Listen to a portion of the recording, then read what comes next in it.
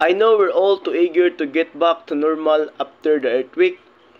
We want our classes, our routines, our future back on track. But here's the hard truth. Some buildings might not be safe yet. And even if most of us are fine, what happens if just one person gets hurt? Is rushing back really worth that risk? I get it. Delays feel frustrating. We're worried about graduation, jobs, and falling behind. But a career can recover. A life can't.